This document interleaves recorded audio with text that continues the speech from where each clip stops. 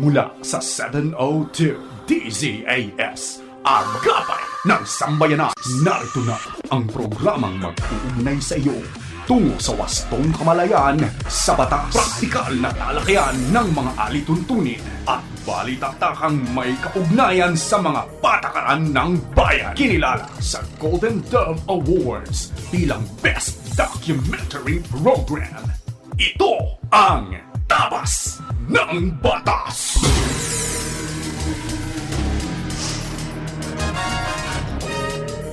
Isang magandang araw po ng Sabado sa inyong lahat, Sabado ng umaga. At aming pinahatid sa inyo na aming mga taagapay, mga taga-subaybay, mga tagapanood at mga tagapakinig. Ano po ang masagganang biyaya at pagpapala ng ating Panginoon Diyos na makapangyarihan sa lahat. Kaalinsabay po ang nag-uumapaw na pag-asa mula din sa ating Panginoon, sa ating mga taga-subaybay sa anumang bahagi ng buong sandaigdigan, wika nga, ano po. At siyempre po sa alinmang bahagi ng ating pinakamamahal na bansang Pilipinas at lalong napapalapit sa ating damdamin kapag binigkas po natin Luzon, Visayas at Mindanao. At siyempre naman po 7,641 ang mga isla po yan, 17 regions, 81 provinces, 1,489 na mga municipalities, 145 na mga lungsod at 42,045 na mga barangays na kung saan po ay nakaabang palagian ang ating mga taga-subaybay. Marhay na aga sa inyo na aming tagapakinig dyan sa Bicol Region sa pamamagitan ng CARE 104.3 The Way FM. At dyan din po sa Zamboanga City na nakikinig via 1116 DXAS Radio Comunidad Buenos Dias at maging sa 1197 DXFE Davao. Happy listening po sa inyong lahat dyan. Napapakinggan din tayo sa 1062 DXKI, your friendly voice sa Coronadal City. Kaya naman binabati natin ang lahat ng mga nakikinig sa City of Coronadal at sa South Cotabato. At sa inyo rin na narito naman sa Metro Manila at walang sawang nakatutok tuwing Sabado, magandang araw din po sa inyong lahat. Ito ang programang Tabas ng Batas dito sa paborito mong himpilan 702 DZAS FEBC Radio TV. Kami po ay miyembro ng KBP, kabisanan ng mga broadcaster ng Pilipinas. Mapapakinggan din sa febc.ph at napapanood sa Facebook Live at YouTube channel ng 702 DZAS FEBC Radio TV. At meron po tayong simulcast sa ating partner television channel 185 sa GCTV. At ngayong araw ay kasama po ninyong muli siyempre ang inyong pastor ni Kuya Kaloy Cao Jr. at kasama pa rin natin muli ang ating kaagapay na abogado, Attorney Roel Cao Garcia, na makakaagapay po natin ilang sandali lamang mula ngayon para sa ating mga talakayan at kaagapay po nating sasagot sa mga katanungang legal na nangangailangan ng katugunang legal. At sa punto po ito, nais naman nating pasalamatan ang ating mga kaagapay na patuloy nating nakakapartner sa ministries ng FEBC. At sa tulong po ng Panginoon at ng inyong suporta, mahigit 7 dekada na po nating naibabahagi ang mga tamang balita at siyempre po ang mabuting balita ng ating Panginoong Hesukristo. At sa mga nais naman po maging kabahagi ng ministeryo ito, maaari po kayong mag-message sa FB page ng 702 DZAS FEBC Radio TV para sa ibang detalye. Maraming salamat po sa inyo mga kaagapay at meron po tayong attendance checking. Kung baga, ano po, ito po mga binabati po natin, mga masukit po natin mga taga-subaybay. Sina Lolit Malyari Adia, Lovely Nicole Ramos, Remy Paharion, Maricord Lucas Tandang, Josie Mingala, Digna Toledo Bayot, Emma Salvador, Rex Lin, Edith Paglinawan, Nora Salvador at Jennifer Arile Cristalino sa tingin. At meron pong pagbati sa atin si Melba Mina Dimatula. At ang sabi niya, mapagpalang araw po, Tawas ng Batas. Salamat sa Diyos at makakarinig muli ng bagong kaalaman sa mga attorneys ng Lord. Tawag niya sa amin, mga attorneys ng Lord. Ay, salamat naman po. At mula naman kay Levi San Pedro, maraming salamat po sa inyo mga attorneys, ang sabi niya. At mula naman kay Ferdi Cauzon, Good morning po. Watching from Baliwag, Bulacan. Kababayan natin ito. Atty. Roel, no? God bless at mabuhay ang inyong programa. Oh, very specific. Sabi niya, Attorney Roelito Cao Garcia. At mula naman kay Jinky Arake, have a blessed day po. Tabas ng Mataas. Thanks for your program. Sabi niya, God bless and more power to your program. O sige po, bago po muna ang lahat na mga dapat ninyong abangan sa ating programa, narito muna ang pagkaing pangkaisipan.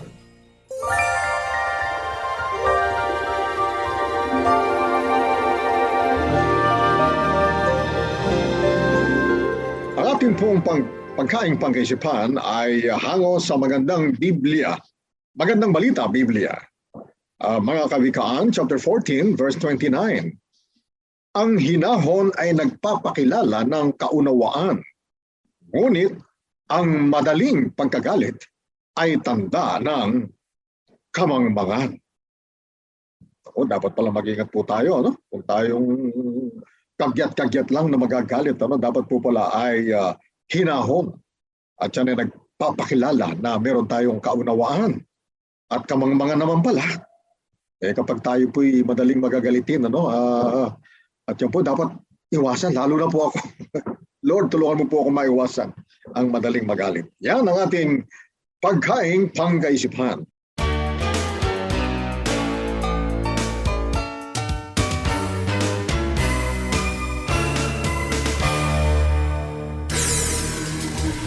Kaya naman po, kayo na aming mga taga-subaybaya, inaanyayahan namin na makibahagi sa ating usapan.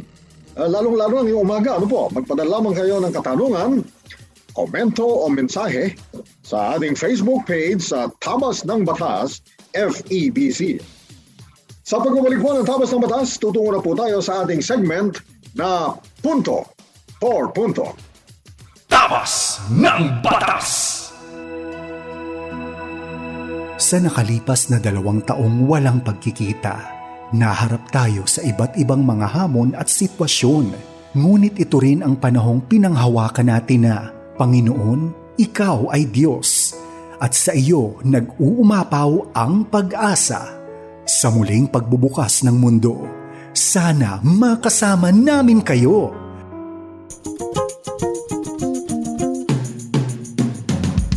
Sama-sama tayong magpuri at magpasalamat sa Panginoon ngayong darating na Hunyo sa pagdiriwang ng ika-74 na taong anibersaryo ng FEBC Philippines. Abangan ang mga detalye.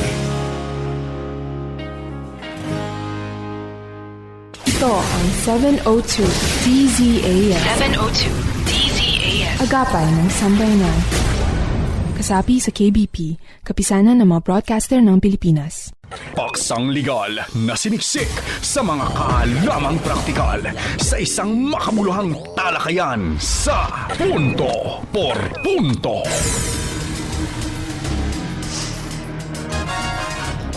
Nagbabalik po ang inyong programang Tabas ng Batas. Siyempre ito pa rin ang inyong kaagapay, Pastorny Carlos Kuya Kaloy Cao Jr. At kasama na po natin ang ating kaagapay na abogado, Attorney Roel Cao Garcia, para sa ating talakayan at para sumagot sa inyong mga katanungan legal. At para batiin ng mga taga-Baliwag, Bulacan. Sige, Attorney Roel, batiin mo na mga kababayan natin. Mga kaklase ko yung bumati sa ating kanina. No? Yun yung binati natin nung isang episode. Yung mga kalaro ko sa basketball, sina Ferdy. So ngayon naman, babatiin ko yung mga dating kasama ko sa PhilHealth Regional Office 4B dito sa Mimaropa, no? Sa Batangas, saka sa dalawang Mindoro. Nabati ko, estudyante ko din, yung head ng kanilang personnel, si Claire Banawa. No? Magandang umaga sa inyo. Salamat sa inyong pagsuporta at pakikinig dito sa Tabas ng Batas. Ayan. At tayo po ay inagapayanan ng ating masipag, matyaga sa amin na ating ProdTech team at saka po yung ating RTV team. Siyempre sa panguna ni Ma'am Absedy Ferrer at nina JV Tavua, Benjo Morano, Reggie Villena, Nathaniel Peralta, At siyempre ang ating RTV team na sina Ma'am Eileen Valdez, Abby Glindo, Chris Rosete, Ivan Abrenica at Wenmark Balatukan. Kaya tayo po ay nasa segment na punto por punto at ngayong umaga, ito po preskong-presko pa po ito. Preskong-presko pa po itong batas na ito. No?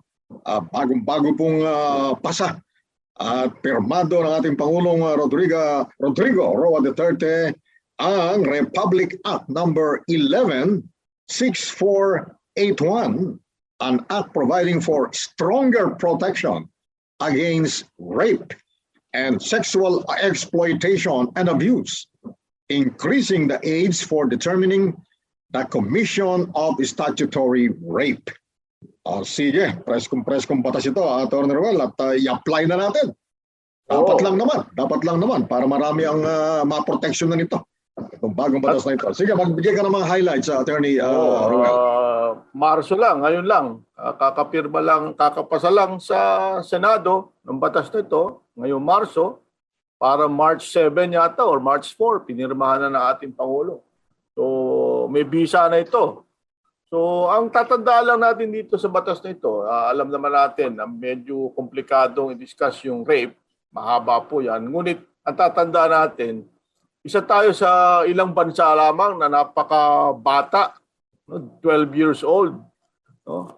Ang sinasabi na makakakumit ka ng statutory rape, ngayon itinaas na nila sa 16. Okay?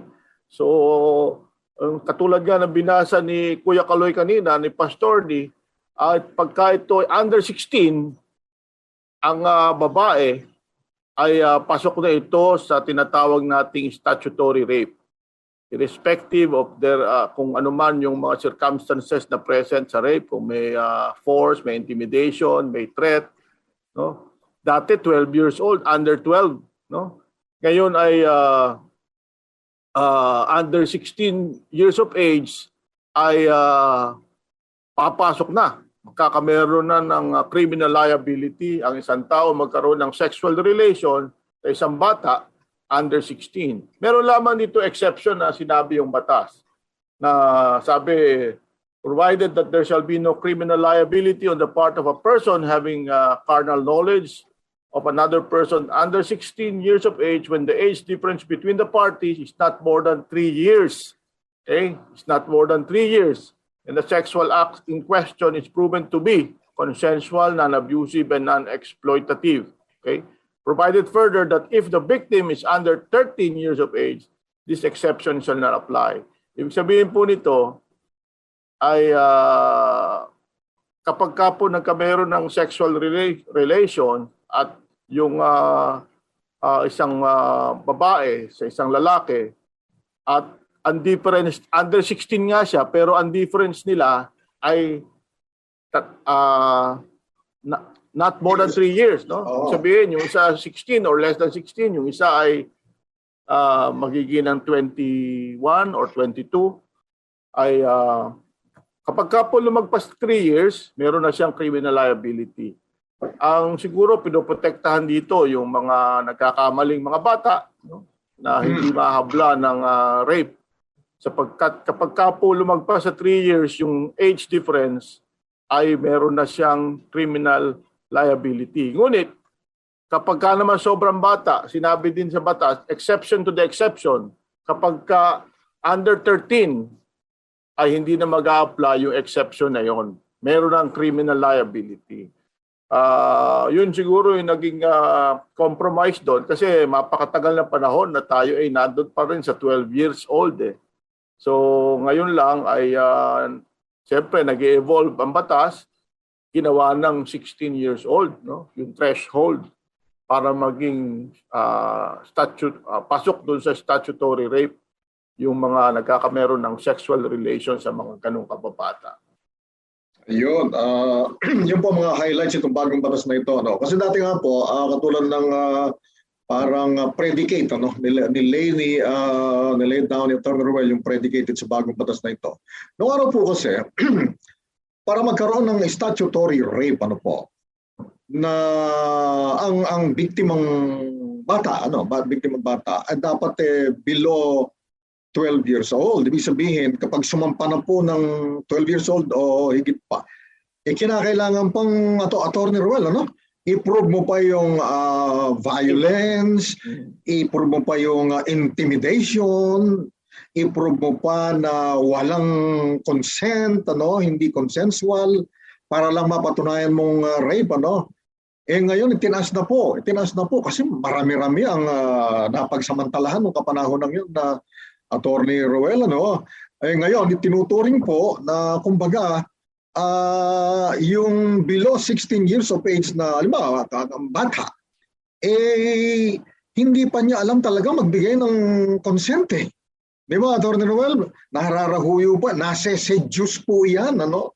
Lalo na yung manggaling sa mahirap na pamilya, konting alok lamang, na konting pabuya, ano po, nakukuha na po yan, sa malalim na Tagalog, Attorney Ruel, ewan ko kung inabutan itong termino na to, na ilulugso ang kapurihan. Mukhang hindi mo masyadong inabutan yun. Na ilulugso po ang kapurihan. Ano ho?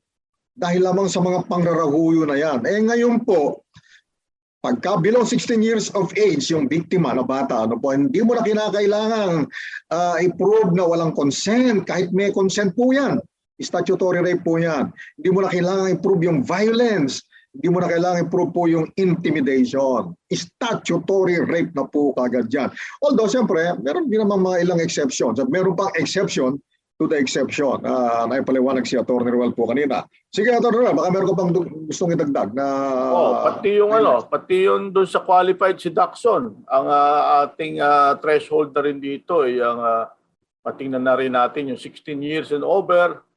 At basta kung magkakameron ng problema sa ganitong sitwasyon po ang ating mga kababayan, dati pagka statutory rape, tatanungin lang agad, 12 years old ba, below yan.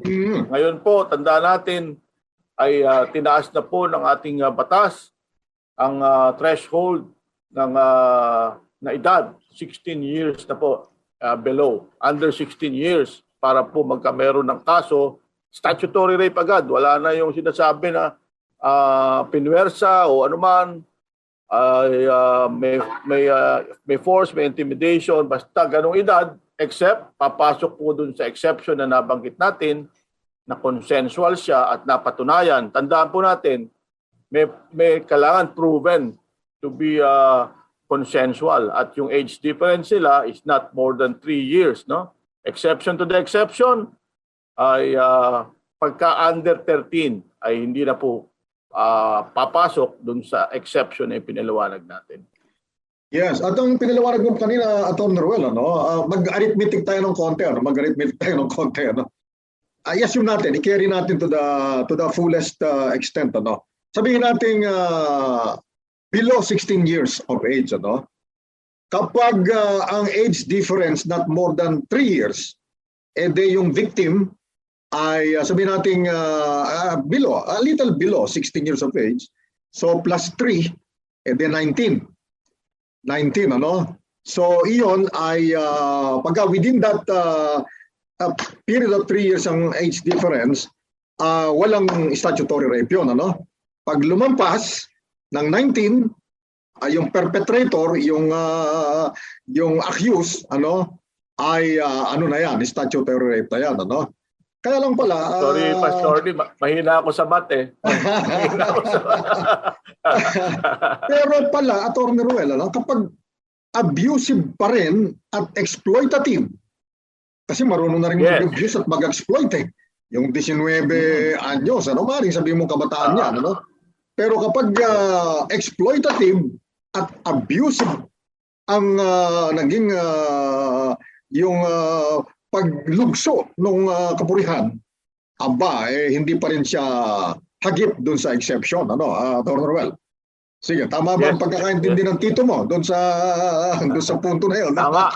Kasi punto tama po, except lang doon sa math. Pasensya ka na. Tama ba yung ano ko, Atty. Roel? Petiga kwenta naman tayo pag kailangan kwenta. Atty. Roel, tama yung aking banggit kanina. No? Ito kasi, ang batas kasi sabi mo nga, nag-evolve yan. Madalas mo pinapaliwanag yan. And it shapes, yung batas, it shapes the behavior of people. Ano? It can be an incentive, it can be a measure of prohibition. Ano? Pero marami-rami ang napagsamantalahan na Atty. Roel, ano? Kapanapatagal na panahon din yan. Sabi mo nga kanina, sa paliwanag mo, isa tayo sa bansa na iilan lang. Ano? Baka tayo nga lang na napakababa nung age of consent. Ano? So itinaas ngayon. Maraming na biktima nung panahon ng yun. Ang hindi ko lang gusto sa batas na to, although pura lex sed lex, no? Yung exception kasi it might encourage promiscuity in young people. Pero meron namang protection meron namang sinabi na abusive, no?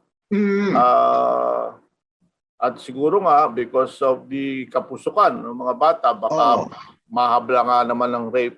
Pero sabi nga natin, it is evolving. It is an improvement, no? Stark improvement doon sa dating under 12. So, napaka sobra naman 'yun, ano? Maglalaro pa 'yun Baby pa 'yun, mga 12 years old. Ayan, at Atty. Roel, maraming punto. Itong punto por punto na to, maraming iba't ibang punto ang nabigyan ng linaw po rito. Siguro sa mga darating na episodes pa, dadagdagan pa natin ang mga discussions at talakayan po natin dyan. Marami pang punto. Ang halimbawa siguro, kanina na-relate ni Atty. Roel, halimbawa sa seduction po. I-relate natin sa seduction. Ipapaliwanag natin yung mga nuances dyan, na yung pagkakaiba. Kailan seduction, kailan qualified seduction, kailan rape, kailan acts of lasciviousness. Napakarami pong punto niya. Punto po natin yan sa mga susunod na episode. Maraming salamat, Atty. Roel, doon sa mga kaliwanagan na naibigay natin sa ating mga taga-subaybay. Mamaya po sa ating pagbabalik, abangan naman ang Akala at Panukala segment. Tutok lang po kayo, mga kaagapay. Tapas ng Batas! COVID-19 positive at nasa kritikal ang kaso? Narito ang kailangang malaman sa iyong isolation period.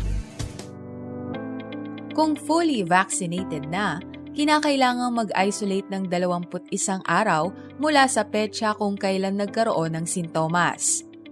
Ganon rin naman kung partially at unvaccinated pa, ngunit kinakailangan ng negative RT-PCR result.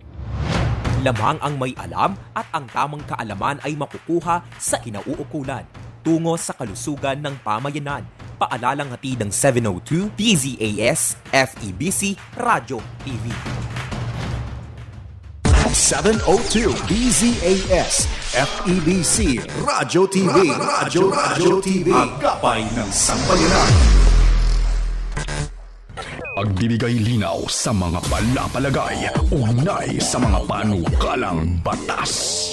Akala at Panukala.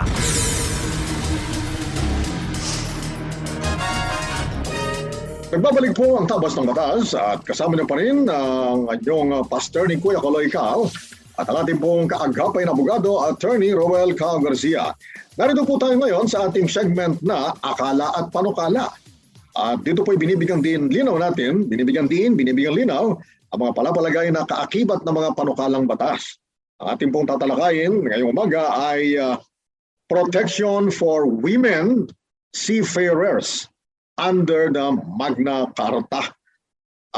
Ang background lang po nito, medyo matagal na panahon na po na nilililok, kumbaga, lalim na naman ang Tagalog ko na yun. Nilililok po itong batas na ito, medyo nagtatagal, pero ganun pa man, sabi nga na Atty. Roel, mentras nagtatagal po yan, napupulito po ang batas. At Atty. Roel, yung background mo nga, yung karanasan mo, bagamat batang-bata ka pa noon, nang ikaw ay staff member ng Office of the Deputy Secretary for Legislation of the Senate of the Congress of the Philippines, sige nga at pasadahan mo. Ano ba mga highlights nitong panukalang batas na ito? Bakit kaya nagtatagal? Medyo nagtatagal, Atty. Ruel. Habang pinupulido, of course. Sige. Katulad po nito, sabi nyo nga matagal na itong nilililok. Nagsisimula ito sa paglalagay po sa agenda, sa framing ng agenda ng mga mambabatas natin. Napakarami pong issues bawat pinag-uusapan sa Congress. Ngunit kinakailangan mayroong focusing events na mangyayari. Napakaraming sa river current of issues ay maraming lumalangoy dyan.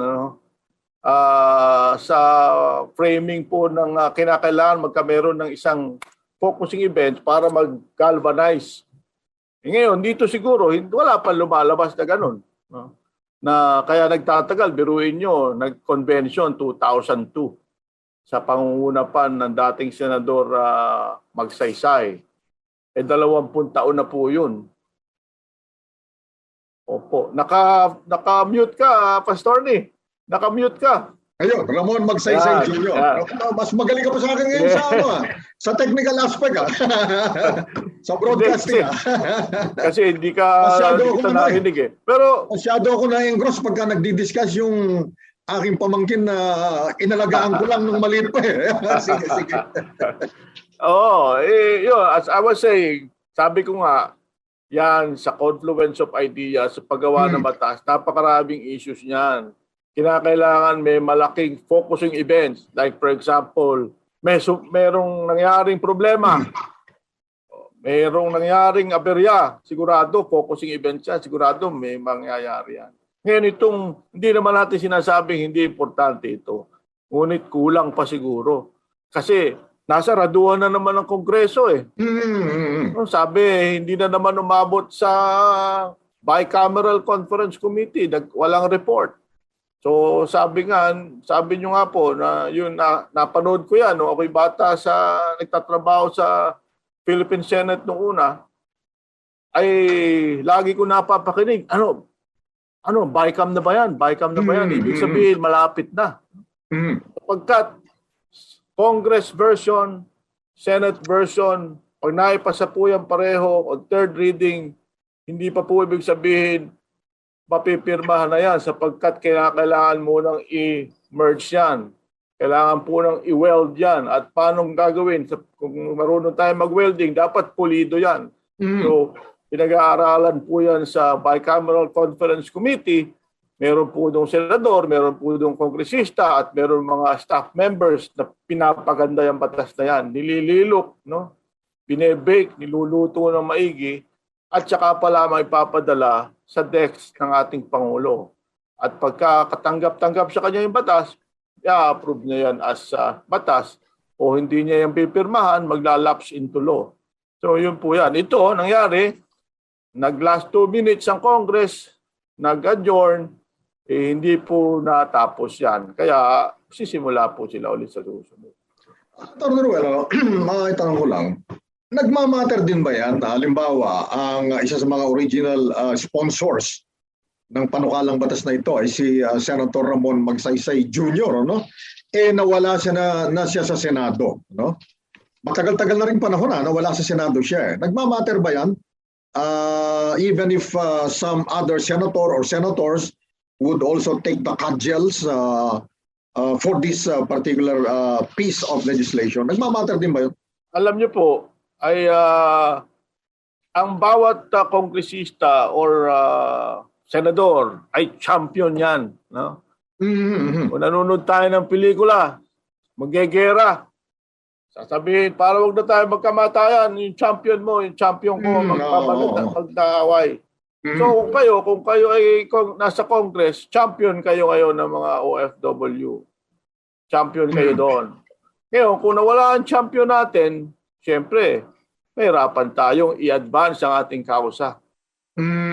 So, yung tanong nyo, nagmamatter ba yan? Meron din. Sapagkat, who will champion our cause if our champion is not there? So, kinakailangan katulad ng mga party list, may kanila silang advocacy. They are championing the cause of their constituents, ika nga.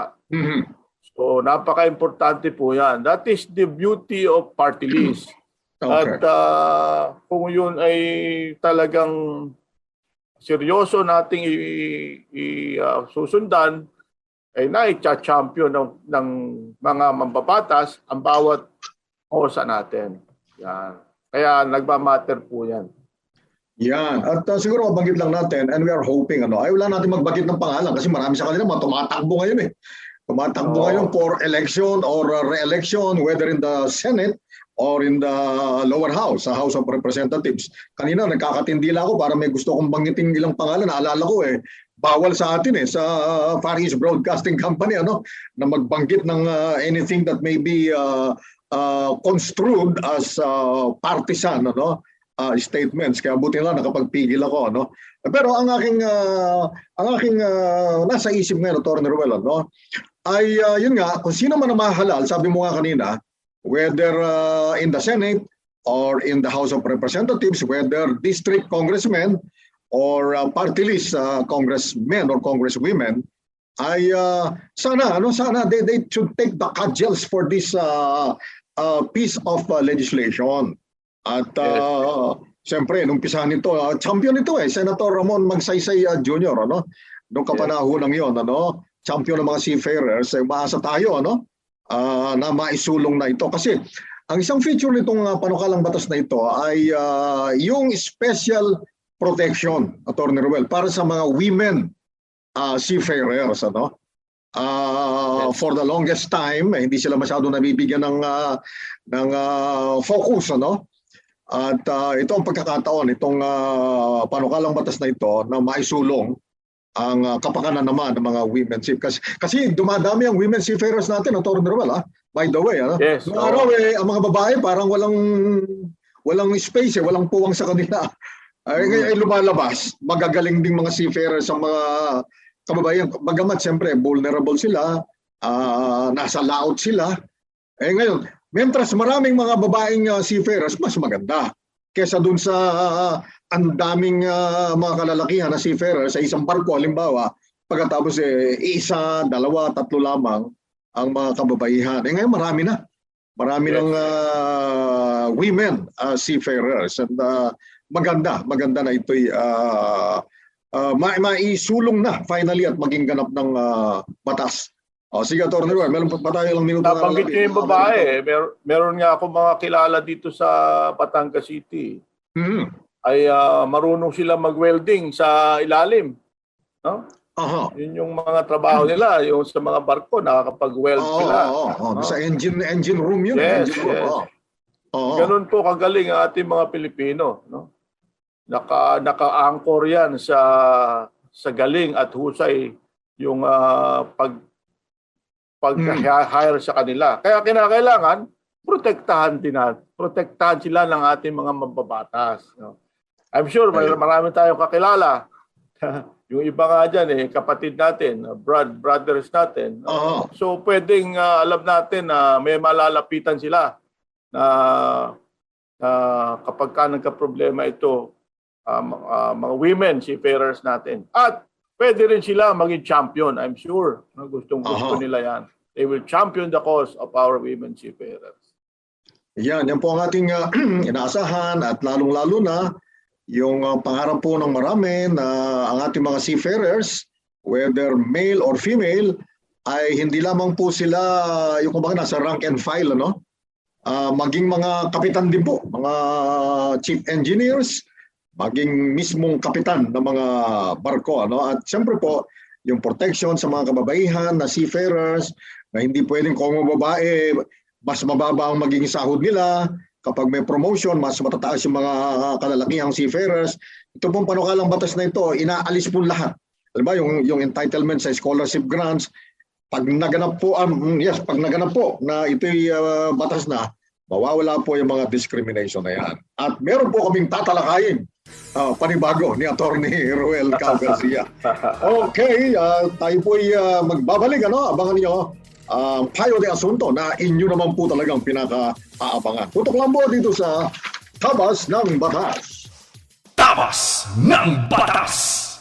Pakinggan ang programang Ang Tipan.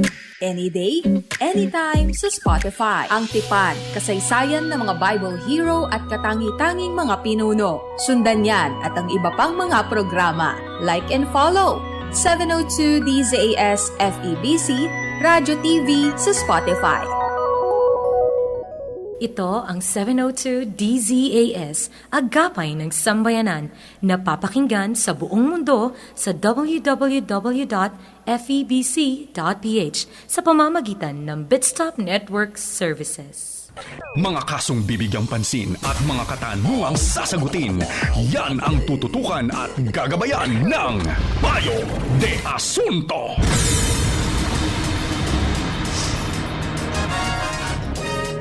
Atin po ngayong bibigyan ng mas mahabang oras ngayong araw ng Sabado ang ating segment na Payo de Asunto. Dito po binibigyan kasagutan natin ng inyong mga katanungang legal. Magkaagapay po na nagbibigyan ng kasagutan ayon po sa tabas ng batas, ayon sa aming pagkaunawa, ayon po sa aming nalalaman. At siyempre, hindi naman po lahat ay nalalaman namin. Kaya kailangan natin po dyan ang anointing, ang tulong ng ating Panginoon Diyos na makapangyarihan sa lahat. Ito pa ang paunawa po na hinihingi namin. Kapag po yung sagot ay akma sa inyong inaasahan at nagbibigay kagalakan sa inyo, purihin po ang Panginoon. Pero baka naman, ayon sa aming pagkaunawa, po talaga ang tabas ng batas.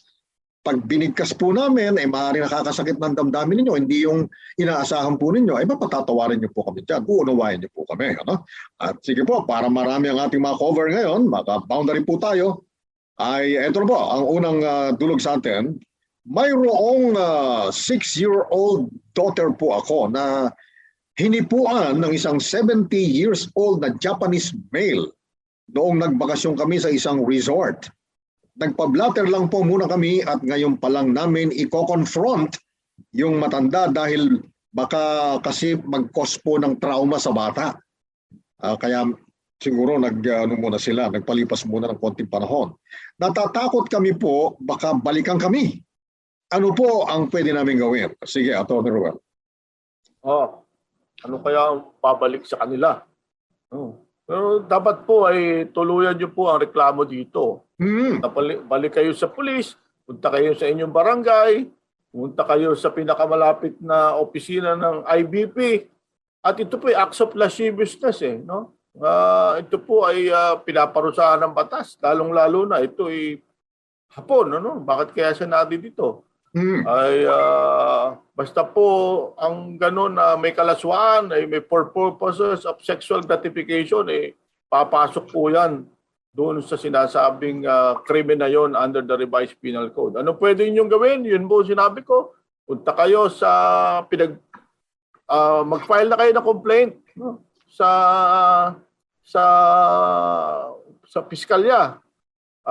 Balikan ninyo yung pulis, at magpatulong kayo sa kanila or pumunta kayo sa pinakamalapit na IBP office. Sigurado ay tutulungan nila kayo doon para maihabla itong hapon na ito. Hindi po dapat yan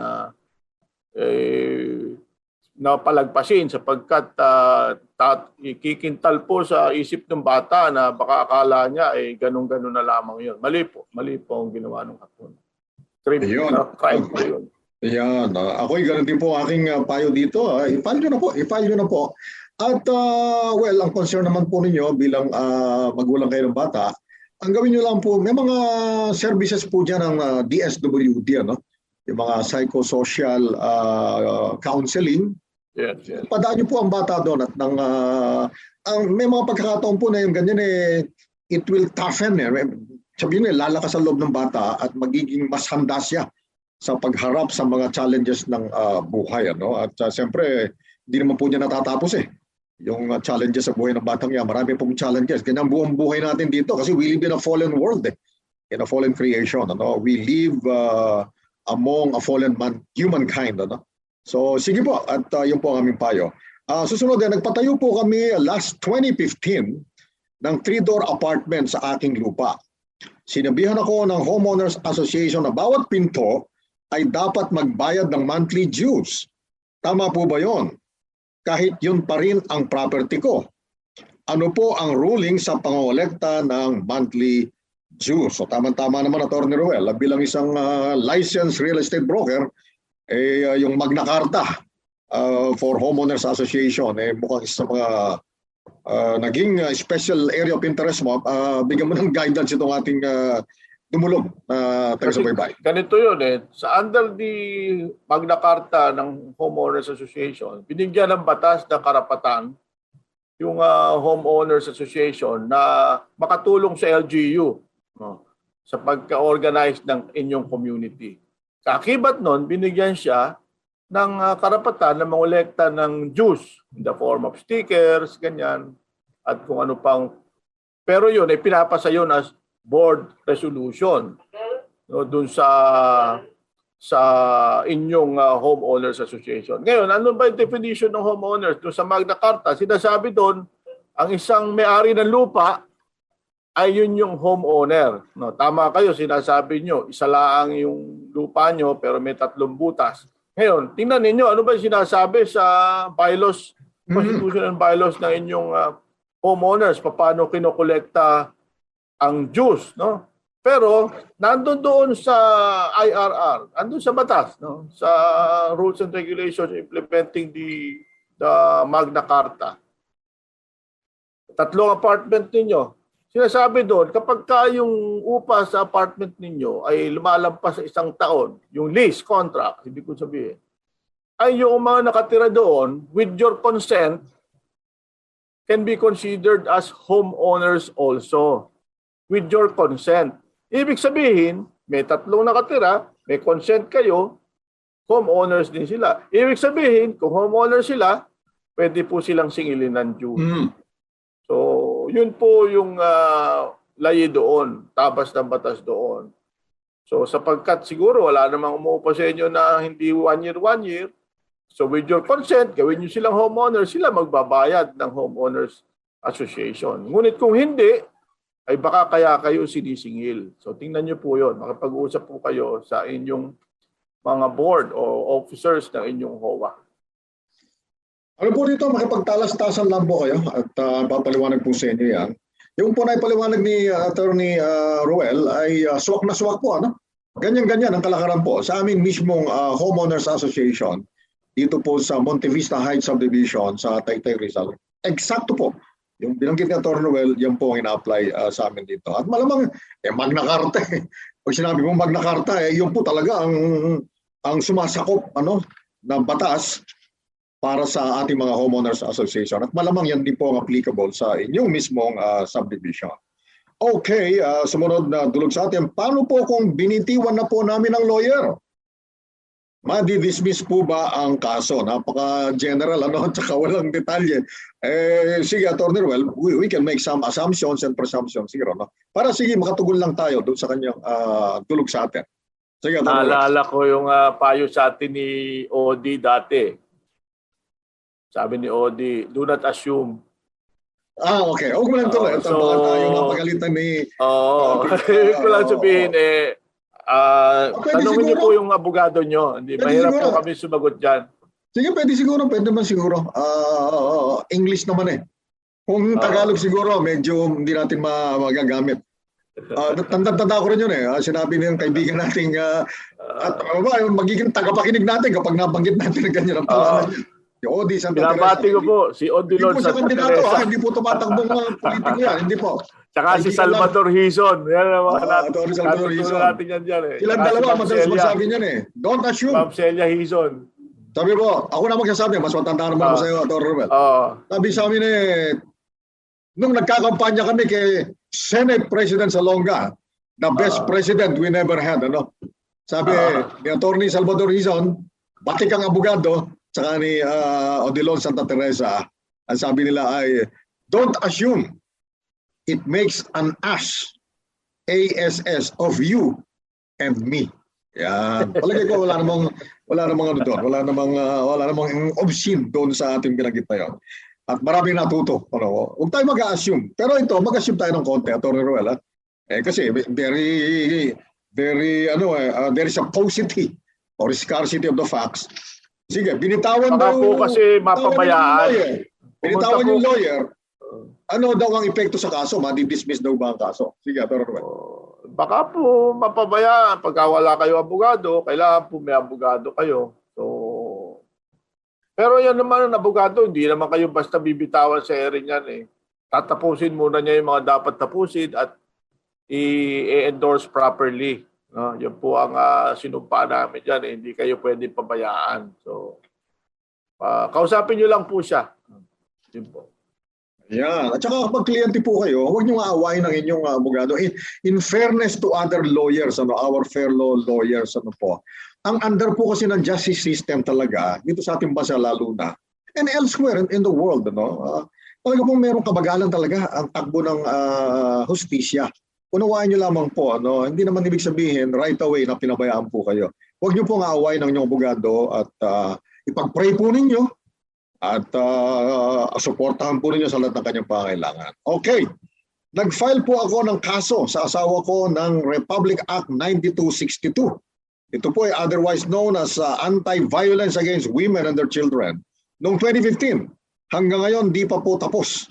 Anong pwede kong gawin para matapos o mapabilis ang kaso ko? Sige, Atty. Ruel. Alam niyo po, dun sa batas na yon, may nakalagay doon, yung mga biktima ay binibigyan ng ayuda para humingi ng tulong kahit sa PAO o sa DOJ. So yun po ang dapat yung gawin. Mag-follow up kayo doon sa DOJ, sa mga prosecutor na naka-assign doon sa inyong kaso sa VAUSI case ninyo. At nakalagay po yan, it is enshrined in that law na you will be given assistance even sa PAO or sa DOJ. Ayan, kasi po binibigyan ng prioridad po ang mga ganitong klase ng kaso. Kasi po violence ito eh. Bibigyan kagad ng protection yung kababaihan at saka po yung anak nila. Yun po ang tabas ng batas dyan. Kaya mag-follow up po kayo at mapapabilis po yan. Pwede po bang magdemanda ang may utang against sa taong inutangan? Baliktad dito, Atty. Ruel. Dati ang mga tanong sa atin, sunod-sunod, kung may nakukulong daw ba sa utang. Ang nag-aalala, yung may utang. Abe dito, ang gustong magdemanda, yung may utang. Laban sa taong inutangan. Palagay ko baka hinakaras ito, Atty. Ruel. Sige. Basta sige. kayo mayroong cause of action. Yun ang importante dyan. Pag meron kayong cause of action, meron kayong karapatan na maghabla. No. Halimbawa, sinisira kayo sa social media. So, inyong utang. O, edi, baka sakali mahabla kayo ng cyber libel. So, titingnan niyo po, ano ba yung cause? Yun po. Ayun, pero ito po, ang payo namin, na kapag may utang po, magbabayad. Kami utang magbabayad. At siya naman, nare-renegotiate naman po yan eh. Kahit na nga malaki ang utang sa mga bangko, financing institution, pero po tinatawag na restructuring of the loan restructuring. Kailangan lang po nakikipag-usap, nakikipagtalas-talas. It requires a certain degree of humility to do that. Ano naman po ba yun? Magpakababang loob lamang po kayo at nang kayo po ay maunawaan. Ito po ang sumunod, Atty. Ruel. Hello mga attorneys. Iniipit po ako ng isang agency at ayaw ibigay ang mga papers ko po. Hindi ko naman po kasalanan kung bakit na-cancel po ang flight ko.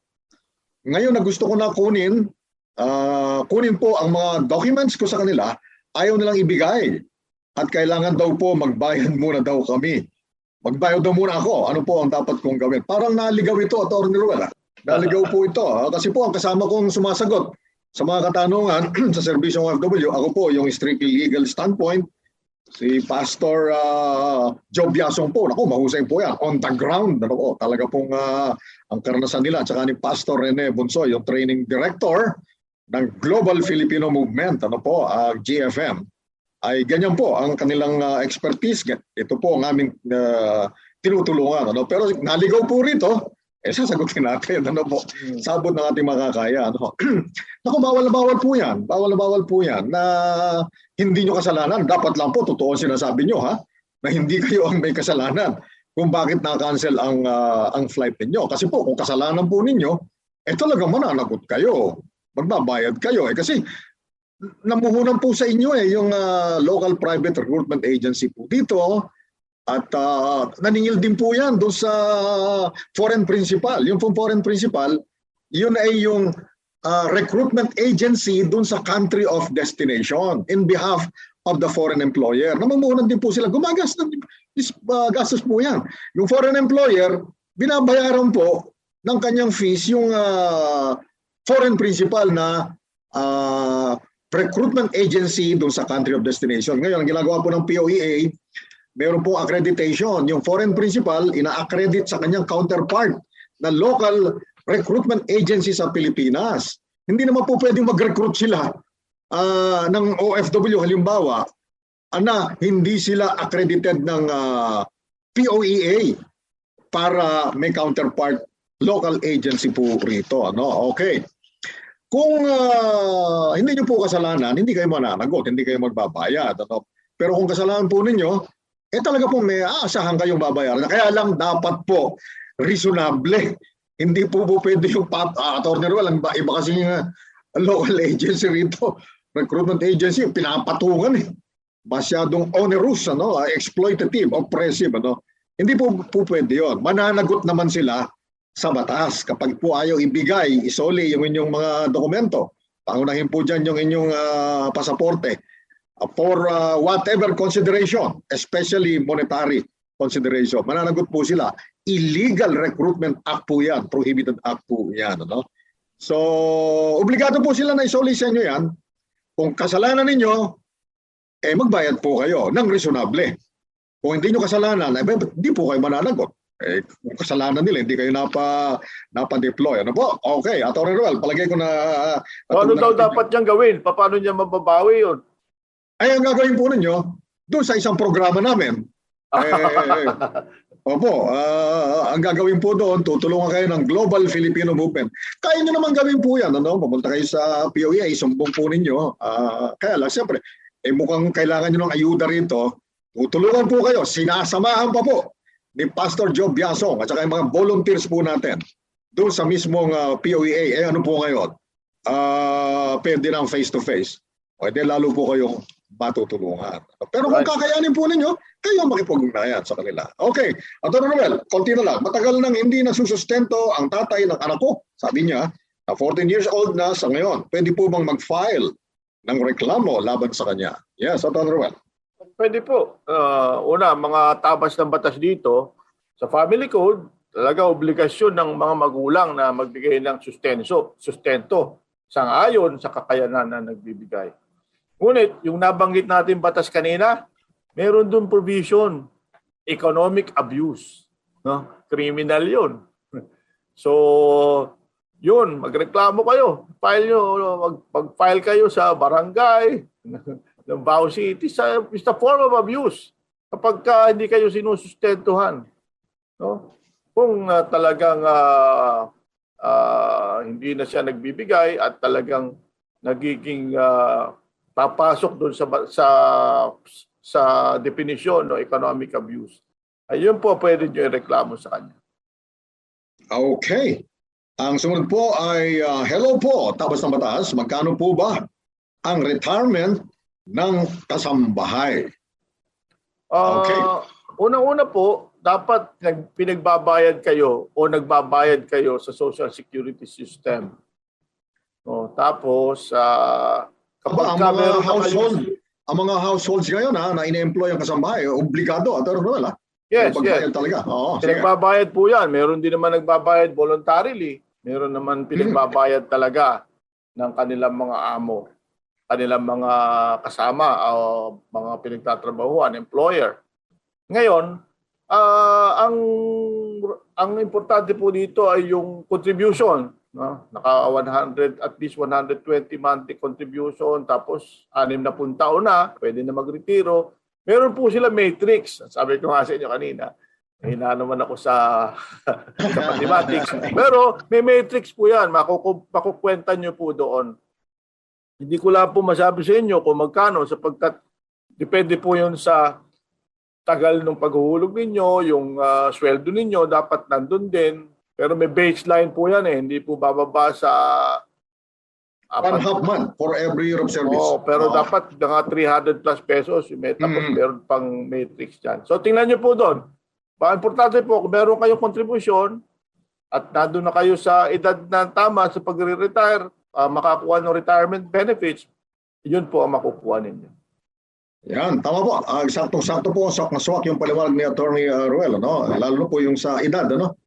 60 years po, o kaya 65, kapag 65 po, mandatory na yon, ano? Compulsory retirement age po yun. At saka dapat nakapaglingkod po kayo at least 5 years, ano?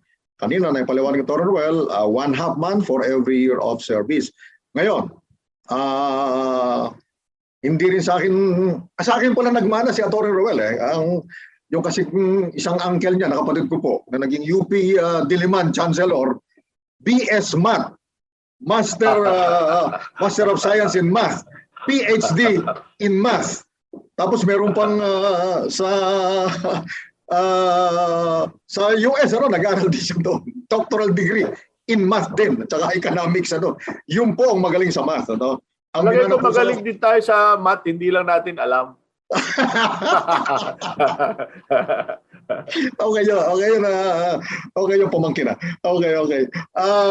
Pero ito po, sinasabi naman ng batas, ang ibig sabihin daw ng 1/2 month for every year of service, ang basihan po dyan, 15 days, plus 1/12 of the 13th month pay plus the equivalent of 5 service incentive leave, Yan. Naalala ko tuloy yung kapatid mong bunso eh.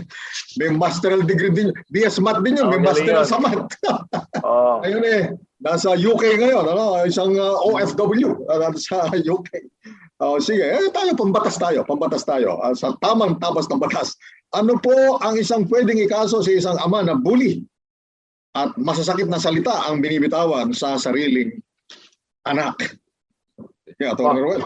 Ay pasok din ito sa BAUSI, Violence Against Women and Children.